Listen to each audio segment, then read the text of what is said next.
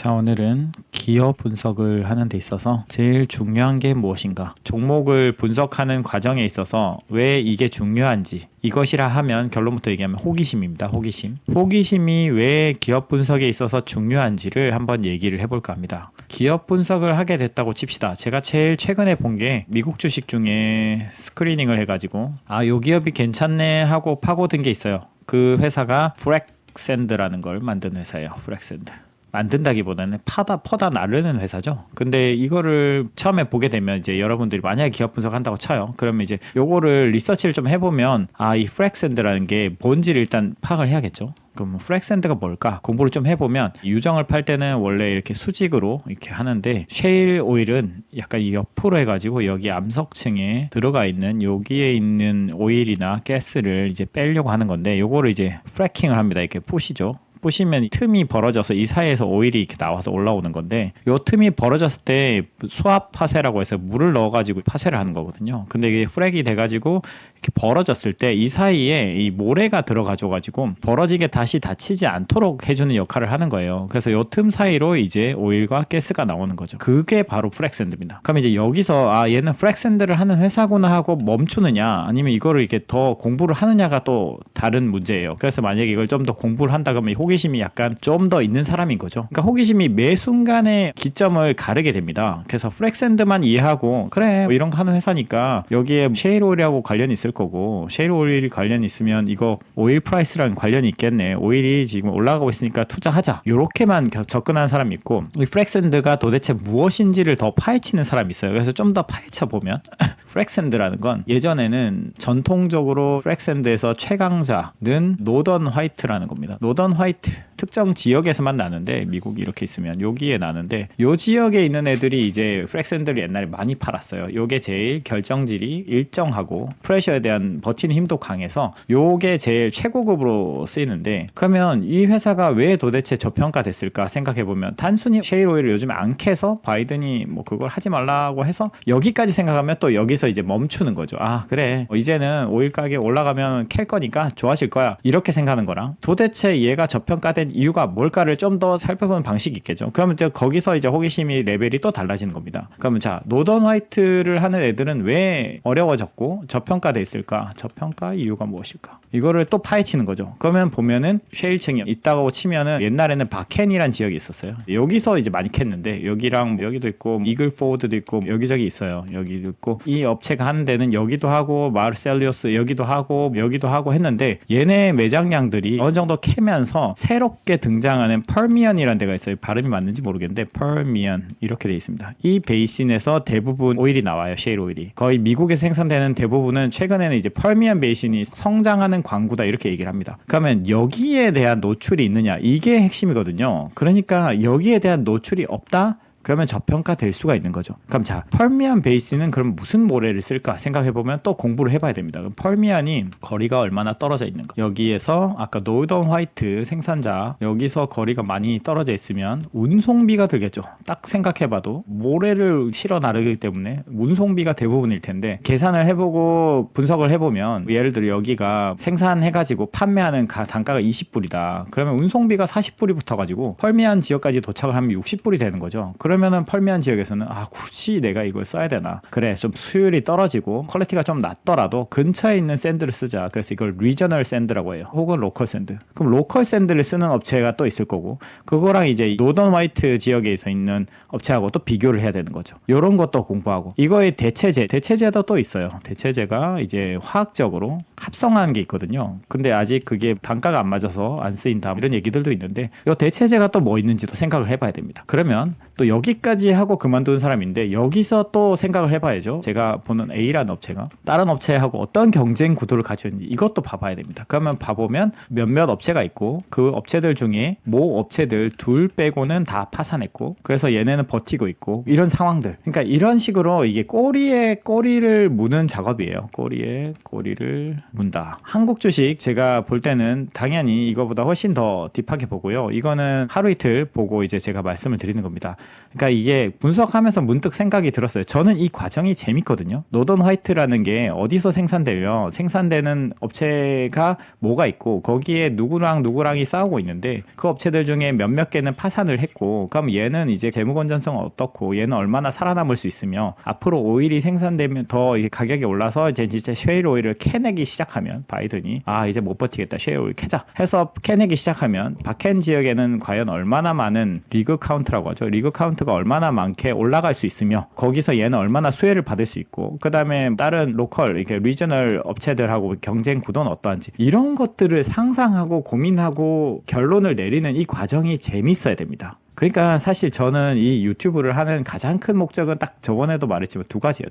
하나는 간접 투자 홍보. 여러분들 제가 이거를 하는 건 간접 투자 홍보하는 겁니다. 인덱스 펀드 하시든지 아니면 펀드 가입하시면 됩니다. 잘하는 사람들 많고요. 제가 저번에 올바른 펀드 투자법과 5가지 펀드 추천해가지고 거기 추천 다 해놨어요. 인덱스 펀드 가입하든지 인덱스 펀드도 어떻게 투자할지에 대해서 제가 영상을 만들어놨기 때문에 참고하시고요. 그거 하나, 나머지 하나는 이제 저랑 진짜 투자를 할 거면 투자 성향이 비슷한 사람들하고 이제 네트워킹을 하는 거, 투자 성향 비슷한 사람들하고 이야기하는 거죠. 같이 모임을 그레임 도즈 마이 빌리지 이런 거 있잖아요. 그런 마을처럼 같이 놀자 이런 건데 이 두 가지 목적인데요. 1번이 굉장히 저한테는 되게 강한 목적입니다. 여러분들 생각할 때는 여기는 주식 이야기하는 곳 아닌가? 맞죠. 맞지만 주식 딥하게 볼 거 아니면 간접 투자하라 얘기하고 싶고 제가 아까 말했던 1년의 과정들이 본인한테 굉장히 재밌다라고 생각하면 투자를 해보는 거 권장하지만 저거 어떻게 파악하고 어느 세월에 저거 하고 있지? 나는 저렇게 못할 것 같아. 간접 투자하세요. 직접 투자 꼭 해야 되는 거 아닙니다. 그래서 정리를 하자면 기업 분석의 과정은 압도적으로 호기심이 중요하다. 저는 호기심이 좀 많은 편이에요. 호기심이 정말 이 분석의 깊이, 뎁스를 엄청 가르게 되거든요. 어디까지 볼 거냐. 아까 말했죠. 노던 화이트 생산한다는 정도까지 볼 거냐. 대체제와 경쟁 구도를 볼 거냐. 아니 저평가 이유가 어떻게 되는지를 볼 거냐. 이게 점점점 파면 팔수록 새로운 것들이 나와요. 이걸 보다 보면 이제 또 미드스트림에 대해서 공부합니다. 미드스트림 업체들은 도대체 어떻게 운영하고 있으며 도대체 어디 광고에서 뭘 하고 있는지. 그럼 이제 또 더 보고 여기서 또 컴프레서 하는 데가 있어요.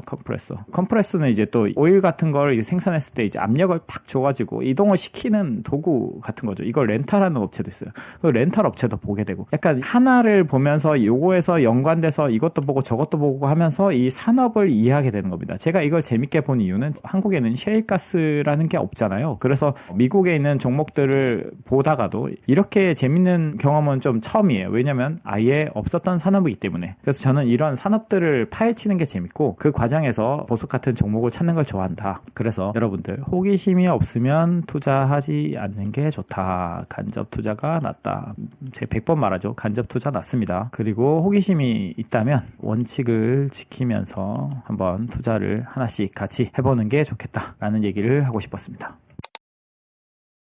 자, 오늘은 리서치를 딥하게 하는 방법, 리서치를 어떻게 하면 딥하게 할 수 있는지, 역량을 개발하는 방법 혹은 비법, 이런 얘기를 한번 해보려고 합니다. 이 얘기를 하게 된 이유는 사실 이제 편집자와의 대화를 통해서 발생하는 경우가 많아요. 순서가 어떻게 될지 모르겠지만 비슷한 사례가 몇 개 있었거든요. 이 친구가 이러이러한 걸 했는데 사실 이렇게 하는 게 좋다. 물론 이 친구의 동의를 받고 하는 얘기입니다. 그래서 이제 그런 영상들 몇 개 제작했더니 이 친구가 차라리 그러면 나를 예로 들어서 요런 점이 있으면 요걸 요렇게 하는 게 낫다라는 거를 특집으로 해보면 어떠냐 했는데 농담으로 서로 얘기하다가 또 하나 떠오르는 게 있어서 말을 하게 됐습니다. 이 내용이 뭐냐면 예전에 제가 이 친구가 리서치를 할 때 정보를 잘 못 찾겠으니까 고민을 하길래 이가 아니면 잇몸으로라도 이해를 한다라는 생각으로 그러니까 뭐 이런 진실된 정보가 있다면 요걸 못 찾겠다면 뭐 요렇게라도 찾아보라는 거죠. 그래서 이제 다른 걸로라도 유추해서 이해할 수 있게끔 데이터를 찾아보라는 건데 이 얘기를 하고 나서 이거의 전후 관계가 어떻게 되는지 모르겠지만 이 친구가 약간은 타협을 하고 넘어가려는 경향을 좀 보이더라고요. 이게 어떤 데이터가 있으면 그거에 대해서 이게 전체적인 그림이 그려지지 않았는데 비즈니스 모델이 정확하게 파악이 되지 않았는데 뭐 대충 이런 게 아닌가 하고 이게 뭐 방학 숙제하듯이 이렇게 말하면 좀 너무 그런가? 어쨌든 방학 숙제하듯이 넘어가려고 하더라고요. 내가 이거를 이해하는데 중점을 둬야 되는데 리포트를 작성하는데 중점을 둔다는 생각이 들었어요. 그래서 얘기를 좀 더 수정을 설명을 해보자면 이가 아니면 잇몸으로, 이것도 좋은 얘기지만 사실 이를 찾으려고 노력해야 된다. 이게 무슨 말이냐면 분명히 어딘가에는 답이 있다는 정신으로 무조건 이 답을 찾아보려고 해야 된다는 겁니다. 사실 이런 노력을 해보다 보면 리서치 어시스턴트라고 하죠. 애널리스트 분 밑에서 아래로 만약에 잘한 분들이면 좀 더 이해가 쉬울 텐데 로 데이터를 찾는 사이트들이 있어요. 어떤 통계 사이트도 있을 거고 어떤 협회 데이터도 있을 거고 어딘가는 있겠죠. 심지어 제가 최근에 보는 기업은, 어떤 산업은 전시회 사이트 안에 미디어 센터의 산업정보 안에 있습니다. 항상 이 전시회 사이트를 가서 매월 중순에 들어가야 그 데이터가 나와요. 그러니까 이런 것처럼 되게 다양한 곳에 산발적으로 퍼져 있는데 그게 어디 있는지를 아는 게 일단은 내가 많이 리서치를 해봤다는 거죠. 그러니까 사실 이런 데이터뿐만이 아니라 모든 정보들을 어떻게 보면은 내가 여기까지 했는데 너무 진짜 이 정도면 너무 과한 거 아닌가 싶은 거의 이상으로, 그러니까 여기가 경계면 거기에 한 10발자국, 이 친구한테는 10발자국이라고 했는데요. 원래 하고 싶었던 말은 이제 한 발이라도 더 앞서 나가라. 이만큼은 좀 너무하는 거 아닌가 싶은 거 이상으로 해야 된다는 겁니다. 그렇게 하다 보면 내가 이제 이렇게 하다 보니까 나중에는 딱 이 정도까지 해야 된다는 어떤 경계를 이해를 하게 되고, 그럼 리서치 속도가 빨라지는 거죠. 딱 이 정도까지만 하면 된다라는 걸 알게 되는데 처음에는 어디까지 해야 되는지 모르기 때문에 여기까지만 해도 되겠지 하는 수준을 좀 더 넘어봐라. 그러니까 제가 저번에도 비슷한 녹음을 했는데 이 계단이 있으면 지금 내가 제일 중요한 건 나 자신과의 비교잖아요. 주식 투자는 저는 나 자신과의 싸움이라 생각하거든요. 심리적으로도 나 자신과의 싸움이고, 역량을 개발하는 것도 내가 어제의 나보다 더 괜찮은 나가 돼야 되지 않겠습니까? 그래서 이렇게 조금씩이라도 더 밖으로 나가야 된다고 생각해요. 리서치할 때 특히. 그러니까 리서치할 때 모든 정보는 인터넷이나 아니면 어떤 사람 간의 네트워크 안에서 있고 나는 모든 기업을 이해할 수 있다 라는 전제를 깔고 시작을 해야 돼요. 물론 이제 서클 오브 컴피턴시라고 해서 내가 뭐 이해를 못한다 이런 얘기들을 하는데, 그게 아니라 이해를 하자면 데이터는 다 있죠. 다 있는데 그 어떤 성질상 나와는 맞지 않는다. 나와 맞지 않는다. 혹은 너무 빠르게 변해서 속도가 너무 빨라서 그게 이해를 한다는 것이 불가능하다. 이런 느낌이지, 어떤 산업이 너무 복잡해서 이해가 안 돼 이런 건 없습니다. 뭐든지 이해할 수 있어요. 제 경험상 그래요. 아무런 정보가 없다. IR 담당자 심지어 통화도 안 된다. 그래도 하자면 할 수 있습니다. 어떻게든 내가 이거를 이해하려면 연구원을 만나든 혹은 어떤 협회를 가든, 심지어 이런 것도 있어요. 데이터가 끊겼어. 2017년에 끊겼어. 이전에 데이터는 없어라고 할 게 아니라 거기에 이메일을 보내는 겁니다. 2017년까지 데이터를 제가 정리를 했는데 혹시 이 이전에 로 데이터가 있을까요? 해본 적 있습니까? 전 해봤거든요. 있습니다. 보내줍니다. 그러니까 어떻게든 데이터라는 건 구할 수 있고 그걸 바탕으로 유추가 가능합니다. 해외 데이터도 마찬가지고요. 내가 이걸 공부할 때 있어서 이 산업을 공부한다. 그러면 국가끼리 어떤 경쟁이 있으면 경쟁 국가의 사이트를 가보기도 하고, 정말로 이 사실 방대한 인터넷의 바다에서 사실 데이터 다 구할 수 있어요. 그리고 정한되면 오프라인으로라도 만나서 협회 직접 찾아간다든지 그 정도의 노력은 해야 되지 않겠습니까?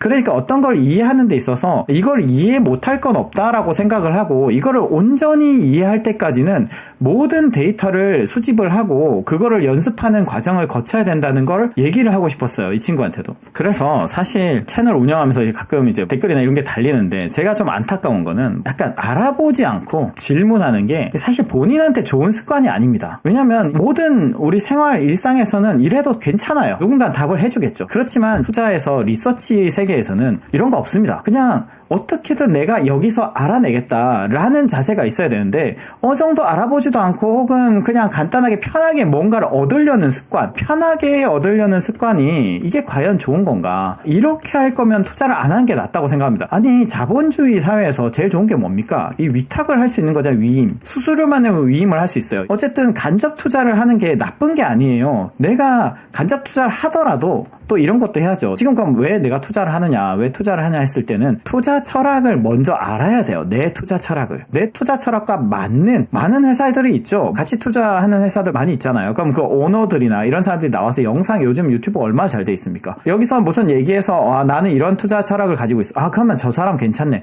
거기에 맡겨보고 그러면 되는 겁니다. 여러분들이 만약에 이런 스타일이다 그러면 그냥 위임을 하세요. 위임을. 개인 투자를 하지 마시고요.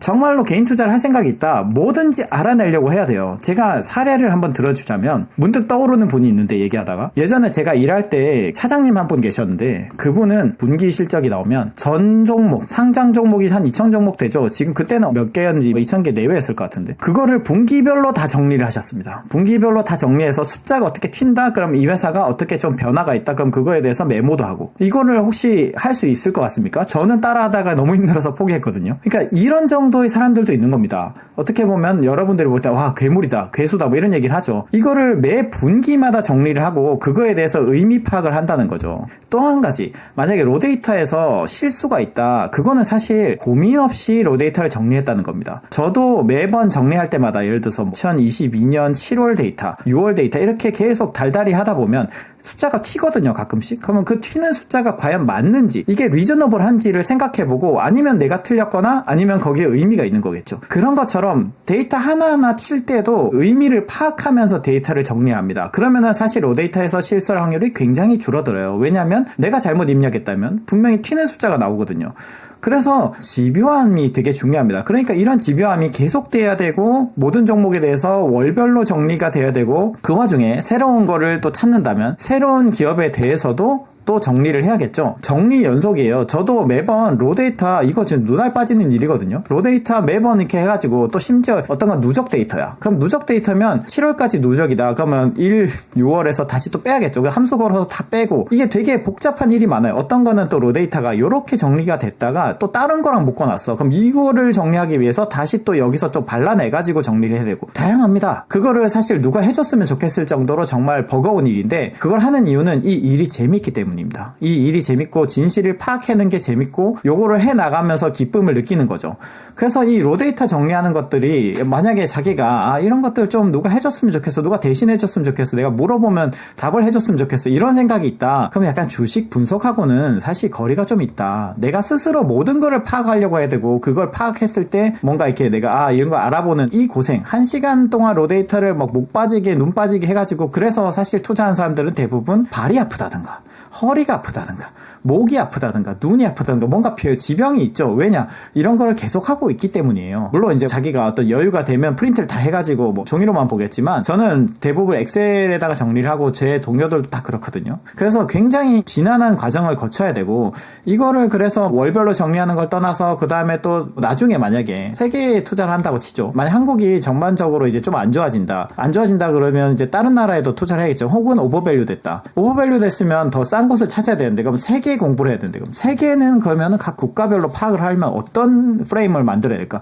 그럼 프레임을 만드는 작업을 또 해야 됩니다. 한 3, 40개의 데이터를 가지고 이거를 갖다가 누적으로 쌓아간 다음에 이 나라에 대해서 이해를 해야겠다. 외채가 어떻게 되고 있는지 혹은 외환 보유고가 어떻게 되고 있는지 외화 자산은 어떤지 이거를 다 네트로 해가지고 전체적으로 해외에 대한 익스포저를 알 수 있는 거고 그 GDP 상황은 어떤지 각 국민의 저축률은 어떤지 이런 데이터를 다 또 정리를 해야 돼요. 그럼 그 나라별로 또 다 정리, 나라가 한두 나라입니까? 나라별로 다 정리를 해서 그 나라에서 이 나라는 괜찮네 라는 결론을 내리면 그 안에서 또 종목이 동남아면 베트남이면 300개, 500개 뭐 이렇게 있었던 것 같은데 뭐 이거 상장 종목 다 정리하고 또 뭐 여기 인도네시아면 또 정리하고 이런 식으로 나라별로 또 종목별로 다 공부를 해야 되고 끊임없이 공부를 해야 되고 정보를 찾아야 되는 바다에 헤매야 되는 정말로 힘든 과정입니다. 결론이 지금 제가 자꾸 간접 투자라는 쪽으로 결론이 나고 있는데 그 간접 투자 제가 말씀드렸다시피 그냥 수수료 내고 정말 나와 철학이 맞는 사람들한테 맡기는 게 저는 대부분의 사람들한테 낫다고 생각을 해요. 왜냐 투자도 그렇고 모든 일이 자기 적성에 맞는 게 있잖아요. 우연히 저는 투자라는 게 적성에 맞았을 뿐이고 저는 다른 거엔 다 젬병이죠. 그러니까 그 다른 거 젬병이니까 그거를 함부로 하려고 시도를 안 합니다. 좀 취미 삼아 할 수는 있겠지만 제가 뭐 격투기 선수로 나갈 수는 없는 거잖아요. 그런 것처럼 뭔가 자기가 타고나는 재능이 있는데 타고난 재능 쪽에 에너지를 쏟는 게 낫지 꼭 투자에 쏟을 필요는 없다. 내가 여태까지 경험한 걸 바탕으로 이 사람이 정말 괜찮다면 그 간접 투자를 맡기는 게 낫고 정말로 내가 이런 지나는 과정 그러니까 다시 정리를 하자면 로데이터 데이터는 정말로 정보의 바다, 이 안에서 다 찾을 수 있다. 다 찾을 수 있고 나는 모든 걸 이해할 수 있다. 이런 자세로 해야 됩니다. 처음에는 막막하거든요. 저도 그랬습니다. 어떤 거가 정말 정보가 없는 곳이 있어요. 다트 자료 말고는 없다. 이런 데도 있거든요. 홈페이지 가도 별게 없고 어디 가도 없고 뉴스플로우도 없고 아무 데도 없다. 그럼 또 이걸 어떻게 하면 찾을 건지 정말로 눈에 불을 켜고 찾아보는 겁니다. 다양한 키워드를 동원하고 다양한 사람, 인맥을 동원해서 어떻게든 이걸 이해하려고 하고 그 과정을 통해 내가 성장을 하고 내가 어디까지 리서치를 해야 되는지 그리고 리서치하는 속도가 빨라지고 그러다 보니까 좀 더 자신감이 생기고 다른 기업을 또 분석하고 그렇게 하다 보면 이제 리서치 과정이 재밌어지는 거죠. 그러니까 이 리서치 과정을 되게 즐겁게 할 수 있어야 됩니다. 그러니까 내가 뭔가 이해를 하는 과정을 내가 스스로 from scratch라고 하죠. 이렇게 정말로 아무것도 없는 데서 막 이렇게 끌어내가지고 내가 어떻게든 찾아내려고 해야 되는데 그런 스타일이 아니다. 그러면 위임을 하라. 그래서 오늘의 결론은 이 정도까지만 해도 되지 않을까라는 생각에서 조금 더 한 발 나아가서 리서치를 하는 습관을 들여보면 이게 쌓이다 보면 결국에는 나는 누가 봤을 때 와 어떻게 저렇게 딥하게 리서치를 하지 하는 사람이 될 수 있다. 근데 그렇게 하는 게 너무 힘들다. 제가 저번에 말했죠. 뭐 분기별로 정리하는 분도 계시고 로데이터도 저도 매달 정리합니다. 분기별 월별로 보냐 했을 때 그 기업의 변화는 그래도 보는 거죠. 투자에 연결짓진 않겠지만 그 회사가 제대로 된 방향으로 가고 있는지 어떻게 흘러가고 있는지는 당연히 볼 수 있으면 보는 게 낫습니다. 그렇기 때문에 되게 많은 데이터를 매번 취급을 하고 정말로 컴퓨터에 앉으면 로데이터 치느라 정신이 없어요. 월별로 이렇게 정리하고 저거는 분기별로 정리하고 관련된 기사가 있는지 또 찾아보고 그 키워드로 안 찾아지면 또 다른 키워드로 찾아보고 정말로 검색과 검색 그리고 전화 이런 게 일상입니다. 그 과정을 내가 하기 싫다 그러면 간접 투자하는 게 낫고 그걸 하고 싶다 한다면 계속 한 발 더 나가보는 겁니다. 아 내가 여기까지 했는데 한번 조금 더 해볼까 하는 수준을 조금씩 키우다 보면 좀 더 나아진다. 그리고 로데이터 정리할 때는 항상 그 의미를 파악하면서 정리해야 실수가 없다. 이런 정도까지 얘기를 한번 해보겠습니다.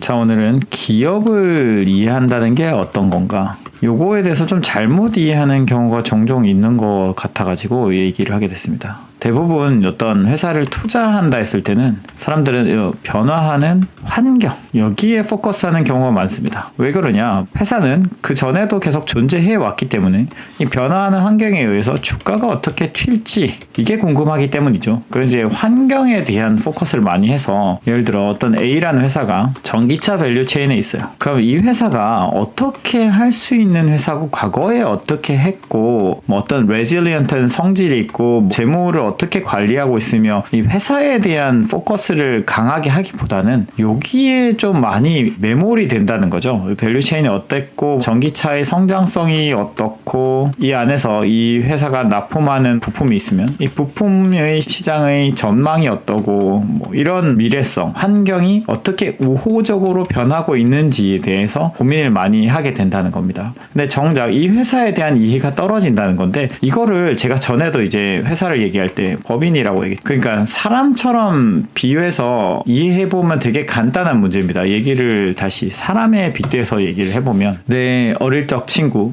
A라는 친구가 있습니다. 근데 이 친구가 예를 들어 삼성전자에 들어갔다고 치죠. 근데 사람들이 이 삼성전자에 들어가서 R&D에 있는 이 친구를 분석을 한다고 칩시다. 그러면은 삼성전자의 전망 그리고 R&D 시장의 전망 좀 더 나아가서 한국의 인구 구조 그 다음에 한국의 제조업의 경쟁력 삼성전자가 애플하고 경쟁을 어떻게 하고 있고 뭐 반도체는 어디서 경쟁을 하고 있고 등등 그 다음에 R&D 시장에서의 수급 한국인이 어떻고 뭐 요즘에는 다른 외국인의 비율이 어떻게 되고 등등 이런 식의 분석을 하게 되는 거랑 똑같습니다. 이 사람이 어떻게 잘할 건지 물어보는데 삼성전자와 R&D 섹터가 어떻게 되고 근데 생각해 보십시오. 이 R&D 섹터에도 정말 많은 사람들이 일을 하고 있죠. 그럼 이 개개인이 다 다른 사람인데 이 개개인에 대해서 분석을 하는 게 아니라 포괄적인 카테고라이즈해서 분석을 하게 된다는 겁니다. 근데 이 사람에 대한 이 본질적 이해는 가까이 가지도 못하는 거죠. 제가 만약에 이해를 한다면 이 친구가 과거에 어떤 삶을 살았고 과거에 어떤 어려움이 있었고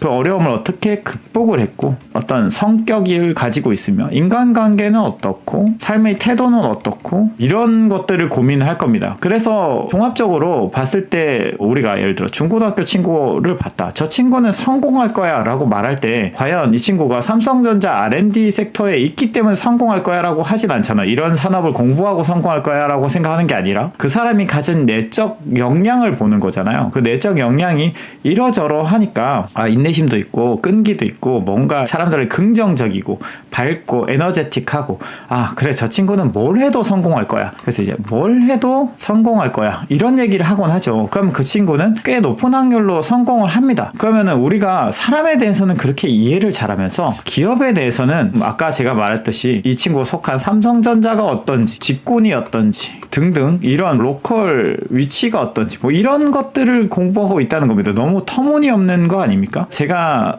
항상 얘기하고 싶었던 거는 회사 자체의 내적 역량을 이해하는데 더 많은 시간을 쏟아야 된다. 그래서 이제 역사가 오랜 기업이 아무래도 더 낫죠.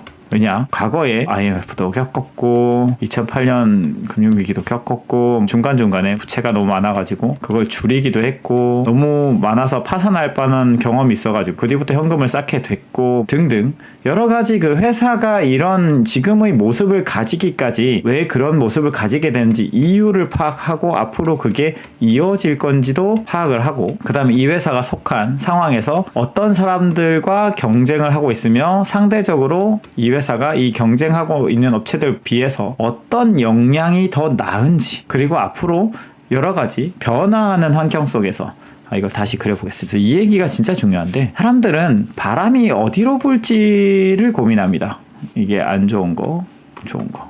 그러면 배드로 볼 때는 주식을 투자하지 않다가 굿으로 보이는 환경에서 그 환경에서 이제 어떤 섹터, 풍력이다. 풍력에서 되게 좋은 환경인데 여기서 잘한 애가 누구냐 했을 때 아까 A라는 친구가 있었다 치죠. 그럼 그 친구에 투자한다. 이런 식의 투자를 보통은 많이 하게 되는데 환경은 알 수가 없습니다. 제가 항상 얘기하지만 우리가 이 코로나가 일어날지도 몰랐고 러시아 전쟁도 직전을 확언하는 사람은 없었겠죠. 근시 최근에 일어난 일들만 해도 예를 들어 유가가 30불일 때 최근처럼 유가가 이제 좀 어느 정도 올라올 거라고 생각한 사람도 없어. 그러니까 되게 많은 부분들이 사람들이 예측하지 못하는 방향으로 흘러가기도 합니다. 물론 우리가 이제 요렇게 돼 왔으니까 연장을 하는 그 마인드에서 대부분 이렇게 이어지는 것 같겠지만 여기서 꺾일 수도 있는 거거든요. 여기서 꺾일 수도 있고. 그러니까 환경을 맞추려고 한다는 건 알 수 없는 걸 알려고 하는 겁니다. 제가 전에도 얘기했지만 알 수 없는 거를 알려고 한다.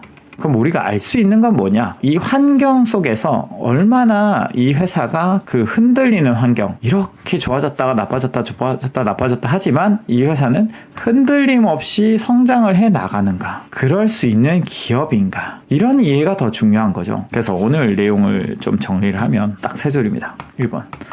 환경은 변화한다. 많은 사람들은 이 환경을 예측하려고 한다. 그러나 변화하는 환경을 매번 예측한다는 건 어려운 일이다. 세 번째, 환경을 예측하기보다 기업의 경쟁력을 이해를 하면 환경이 이렇게 가고 저렇게 가는 과정에서 이렇게 가면 사면 되고 이렇게 가면 팔면 되는 엄청 간단한 게임을 하면 되는 건데 사람들은 이렇게 가면 관심을 안 가지고 이렇게 가면 관심을 가진다. 요게 답니다. 그래서 회사 자체의 본질적 이해를 좀 더 해보려고 한다면 여러분들이 투자를 할 때 좀 더 안정적으로 투자를 할 수 있을 거다 싶어서 녹음을 하게 됐습니다.